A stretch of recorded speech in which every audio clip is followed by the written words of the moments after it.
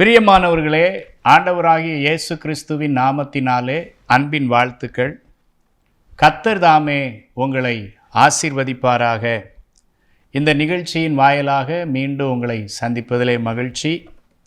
எங்களுக்காகவும் எங்கள் ஊழியங்களுக்காகவும் தேவ சமூகத்திலே ஜெபித்து கொள்ளுங்கள். என்னுடைய ஊழிய ஆசீர்வாதங்களுக்காக ஸ்தோத்திரம். பிரியமானவர்களே, இன்றைக்கு கூட நம்முடைய தியானத்திற்கு ஆதாரமாக 2 பேதுருவின் புஸ்தகம் 2ஆம் அதிகாரம் 9வது வசனம் சொல்லுகிறது, கர்த்தர் தேவ பக்தி உள்ளவர்களை சோதனையில் நின்று இரட்சிக்கவும் அக்கிரமக்காரரை ஆக்கினைக்குள்ளானவர்களாக நியாய தீர்ப்பு நாளுக்கு வைக்கவும் அறிந்திருக்கிறார் என்று வசனம் சொல்லுகிறது. பிரியமானவர்களே, ஆண்டவர் தேவ பக்தி உள்ளவர்களை சோதனையில் இருந்து இரட்சிக்கிறார் என்று எவ்வளவு அழகாக அந்த வசனம் சொல்லுகிறது பாருங்கள். இந்த நாளிலே இந்த சத்தத்தை கேட்டுக்கொண்டிருக்கிற சகோதரனே, சகோதரியே, நீங்கள் உங்களுடைய வாழ்க்கையிலே இப்பொழுது சந்தித்து வருகிற பலவிதமான சோதனைகள், குடும்பத்திலிருந்து சோதனைகள், வேலை செய்கிற இடத்திலிருந்து சோதனைகள், உங்கள் சரீர பலவீனத்தின் நிமித்தமாக நீங்கள் படுகிற சோதனைகள், வேதனைகள், எல்லாவற்றிலும் இருந்து ஆண்டவர் ரட்சிப்பதற்காக அவர் உங்களோடு கூட இருக்கிறார். ஆம், அதில் அழகாக போட்டிருக்குது பாருங்க, தேவ பக்தி உள்ளவர்களை ரட்சிப்பதற்காக, சோதனையிலிருந்து ரட்சிப்பதற்காக கர்த்தர் உங்களோடு கூட இருக்கிறார். ஒரு ஊழியர் இவனமாய் சொன்னார், எப்பொழுதெல்லாம் நாம் சோதிக்கப்படுகிறோமோ அப்பொழுதெல்லாம் கர்த்தர் அதிகமாய் அவர் நம்மோடு கூட வருகிறார் என்று அவர் சொன்னார். எவ்வளவு உண்மை பார்த்தீங்களா? நம்ம நினைக்கிறோம் சோதனை காலங்களில் கர்த்தர் நம்மளை விட்டு போயிட்டாரோ, நம்மளை தேவன் தனியாக விட்டுட்டாரோ, இந்த பாதைகளை நீ மட்டும்தான் கடந்து வரணும்னு விட்டுட்டாரோ அப்படின்னு நம்ம நினைக்கிறோம். கிடையாது. நாம் அதிகமாய் சோதிக்கப்படுகிற காலங்களில் நம் கர்த்தர் அதிகமாக நம்மோடு கூட அவர் வருகிறார். கர்த்தருக்கு ஸ்தோத்திரம். அப்போ பாருங்க, சோதனையில் ரட்சிப்பதற்காக கர்த்தர் நம்ம கூட இருக்கிறார். 1 கொரிந்தியரின் புஸ்தகம் 15:57 சொல்லுகிறது, நம்முடைய கர்த்தராகிய இயேசு கிறிஸ்துவினாலே நமக்கு ஜெயம் கொடுக்கிற தேவனுக்கு ஸ்தோத்திரம் அப்படின்னு நம்ம அந்த வசனத்தை பார்க்கிறோம். நமக்கு ஜெயம் கொடுப்பதற்காகவே நம்ம ஆண்டவர் நம்ம கூடவே இருக்கிறார். ஜெயம் கொடுக்கிற தேவன். அருமையான தேவ பிள்ளையே, நீங்கள் நினைக்கலாம் நம்ம வாழ்வின் சூழல்கள் கடைசி வரைக்கும் இப்படித்தான் இருக்குமோ, நம்ம வாழ்க்கையில் மாற்றங்கள் என்று ஒன்று வராதோ என்று உள்ளே அழுது கொண்டு வெளியே பார்ப்பவரிடத்திலே சிரித்து கொண்டு நீங்கள் வாழுகிறீர்களா? ஆண்டவர் வெளியே நீங்கள் சிரித்து வாழுகிற பிரகாரமே உங்கள் உள்ளான மனதிலும் கர்த்தர் ஜெயம் கொடுக்கிற ஒரு நாளை கர்த்தர் வைத்திருக்கிறார். ஆகவே சோதிக்கப்படுகிறேன், என தப்புவிக்க யாரும் இல்லையா என்று கவலைப்படாதீங்க. சிலுவையில் அறையப்பட்ட அருள்நாதர் இயேசு கிறிஸ்துவானவர் உங்களுக்காக ஜெயம் கொடுக்கும்படி அவர் உங்களோடு கூட இருக்கிறார். கர்த்தருக்கு ஸ்தோத்திரம். பாருங்க, 2 கொரிந்தியரின் புஸ்தகத்தில் 2:14 இவனமா சொல்லுது, கிறிஸ்துவுக்குள் எப்பொழுதும் எங்களை வெற்றி சிறக்க பண்ணி எல்லா இடங்களிலேயும் எங்களை கொண்டு அவரை அறிகின்ற அறிவின் வாசனையை வெளிப்படுத்துகிற தேவனுக்கு ஸ்தோத்திரம் என்று அருமையான பவுல் அடிகளார் சொல்லுகிறார். அப்போ நம்மளை எல்லா இடங்களிலும் சோதனைக்கு தப்புவித்து நம்மளை வெற்றி சிறக்க பண்ணி, ஒரு இடம் இல்லை, எல்லா இடங்களிலும் நம்ம ஜெயிப்பதற்காகவே கர்த்தர் நம்ம கூடவே இருக்கிறார். ஆகவே சோதனை வந்துட்டே, இந்த சோதனையிலிருந்து மீள முடியலையேன்னு கவலைப்படாதீங்க. நம்ம ஆண்டவர் இருக்கிறார். உங்களுக்கு அவர் உதவி செய்யாமல் வேற யாருக்கு கர்த்தர் உதவி செய்வார்? ஆகவே நீங்கள் கண்ணீரை தொடச்சிக்கிடுங்க. இருதயத்தில் ஆத்துமாவை பார்த்து சொல்லுங்க, ஆத்துமாவே கலங்காத, என் ஆண்டவர் சீக்கிரமா என்னை இந்த சோதனையிலிருந்து மீட்டு வெளியில் கொண்டு வருவார். நான் வெளியில் சிரிக்கிறது போலவே நான் உள்ளேயும் சமாதானத்தோடு கூட சந்தோஷமாக வாழ என் தேவன் எனக்கு உதவி செய்வார் என்று உங்களை நீங்களே பார்த்து பேசுங்கள். ஆம், அவர் சோதனையில் நின்று நம்மளை ரட்சிக்க அவர் வல்லவராக இருக்கிறார். பாருங்கள், நாம் சோதிக்கப்படும்போது ஆண்டவரிடத்தில் ஒரு 3 காரியங்களை நாம் பெற்றுக்கொள்ளுகிறோம். அது என்ன? ஆம், முதலாவது, எப்பொழுதெல்லாம் சோதனை ஒன்று வருகிறதோ நாம் தனித்து சோதனையை சந்திப்பதில்லை. தேவனும் நம்மோடு கூட எந்த சோதனையிலே நாம் இருந்தாலும் அவரும் அந்த சோதனையின் ஊடாக நம்மோடு கூட தான் இருக்கிறார். ஆம், அருமையான கர்த்தருடைய பிள்ளைகளே, தானியேலின் புஸ்தகத்திலே 3:25 எடுத்து நீங்கள் வாசித்து பாருங்கள். அவர்களை அக்கினி சூளையிலே போட்டார்கள்.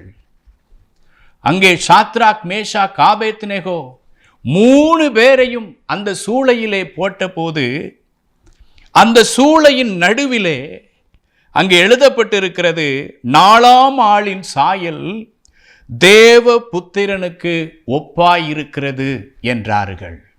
அப்ப நம்ம அக்னி சோதனையில சூளையில கடந்தாலும் தலையே வெடித்து போகிற பிரச்சனையின் ஊடாக இருந்தாலும் நீங்கள் ஒன்று யோசிக்க வேண்டும், இங்கே நான் மாத்திரமல்ல, என் தேவனும் என்னோடு கூட இருக்கிறார். ஆம், நம்மளை தனியாக விட்டுட்டு போகிறதுக்கு அவர் நம்மளை கூலிக்காக அழைக்கவில்லை, கூலிக்காக அவர் நம்மை மேய்க்கவில்லை. நம் அருள்நாதர் இயேசு கிறிஸ்து மிகுந்த அன்புள்ளவர்.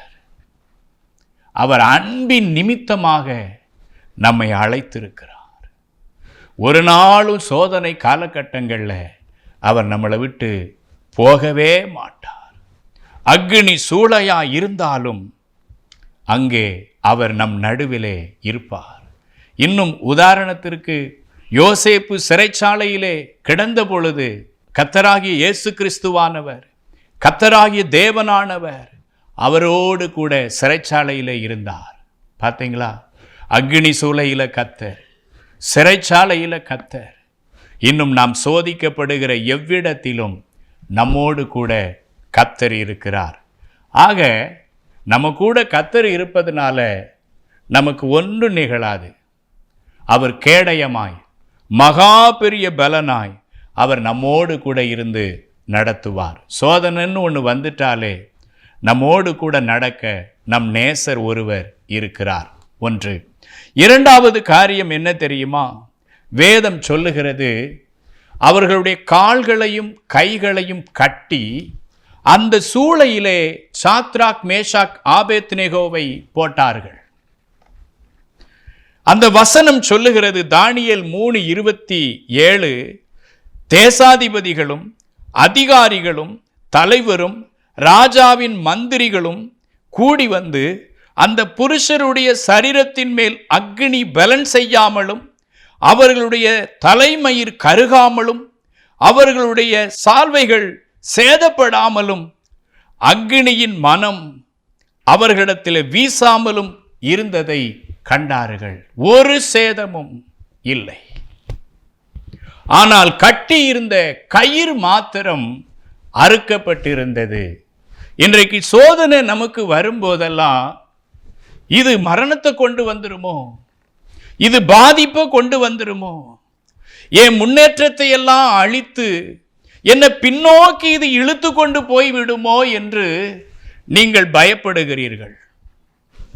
ஆகவேதான் உங்களுக்கு தூக்கம் வரவில்லை. ஆகவேதான் உங்களுக்கு எப்பொழுதும் கண்ணீர் வழிந்து கொண்டே இருக்கிறது. ஆனால் சோதனை வரும்போது என்ன நடக்கும் என்று வேதம் சொல்லுகிறது, அவர்களை கட்டி இருந்த கயிறுகளை அந்த சோதனை அறுத்து போட்டது. ஆம் பிரியமானவர்களே, உங்கள் வாழ்க்கையில் சோதனை உங்களுக்கு தீமைக்காக வரலை, அந்த சோதனை உங்களை நன்மைக்காக வந்திருக்குது.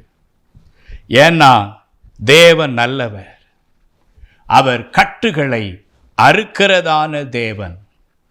அந்த அக்னிக்கு கூட கர்த்தர் கட்டளையிட்டு இருக்கிறார், என் தாசர்களுக்கு கையில் கட்டி இருக்கிற கட்டுகளை மாத்திரம் நீ அவுத்து விடணும், நீ காலில் கட்டி இருக்கிற அந்த கட்டுகளை மாத்திரம்தான் அவுக்கணும், எந்த சேதமும் வரக்கூடாதுன்னு அக்னிக்கு ஒருவேளை தேவன் கட்டளையிட்டு இருப்பார். ஆமாம், சோதனைகள் நமக்கு தீமைக்கல்ல, நம் சோதனைகள் நம்முடைய கட்டுகளை அறுத்து விடுகிறது. இன்னும் பாருங்கள், சங்கீதம் 107:14, அந்தகாரத்திலும் மரண இருளிலும் இருந்து அவர்களை வெளிப்பட பண்ணி அவர்கள் கட்டுகளை அறுத்தார். ஆம் பிரியமானவர்களே, கர்த்தர் ஒரு நாட்களை உங்களுக்காக கர்த்தர் வைத்திருக்கிறார். உங்களை அந்தகாரத்திலிருந்து வெளியில் கொண்டு வருவார், மரண இருளில் இருந்து கர்த்தர் உங்களை வெளியே கொண்டு வருவார். எல்லா கட்டுகளையும் உங்கள் கைகளில் இருந்து, கால்களில் இருந்து, உங்கள் குடும்பத்தில் இருந்து, உங்கள் கம்பெனியில் இருந்து, உங்கள் வேலை ஸ்தலத்தில் இருந்து எல்லா கட்டுகளையும் கர்த்தர் அறுத்து போடுவார். ஆம், சங்கீதம் 107:15 படி கர்த்தர் வெண்கல கதவுகளை உடைச்சி இரும்பு தாழ்பாக்களை முறித்தார் என்று அன்றைக்கு நீங்கள் சாட்சியாக சொல்லுவீர்கள். சோதனை வந்து போன பின்பு அநேக விடுதலைகளை நீங்கள் உங்கள் சரீரத்திலே உணர்வீர்கள். இது 2வது காரியமாக இருக்கிறது. 3வது காரியம் என்ன தெரியுமா? வேத புஸ்தகத்தில் ஆண்டவர் சொல்லி வைத்திருக்கிறார். தானியேல் 3:30 பின்பு ராஜா சாத்ராக், மேஷாக், ஆபேத்நேகோ என்பவர்களை பாபிலோன் தேசத்திலே உயர்த்தினான். பாருங்க, சோதனை வந்தால் எல்லாத்துக்கும் உயிர் போகும், சோதனை வந்தால் எல்லாத்துக்கும் பலவீனம் ஏற்படும், சோதனை வந்தால் ஒரு 10 வருஷம் பின்னாடி போயிடுவாங்க முன்னேற்றத்தில். ஆனால் தேவ பிள்ளைகளுக்கு சோதனை வந்துச்சுன்னா ஒரு பெரிய உயர்வு தான்.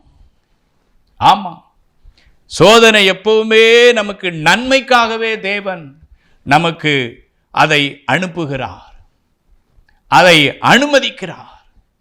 ஆகவே சோதிக்கப்பட்டு கொண்டிருக்கிற சகோதரனே, சோதிக்கப்பட்டு கொண்டிருக்கிற சகோதரியே, சோதிக்கப்பட்டு கொண்டிருக்கிற இளம் தம்பியே, அருமையான தங்கச்சியே, நீங்க கவலைப்படாதீங்க.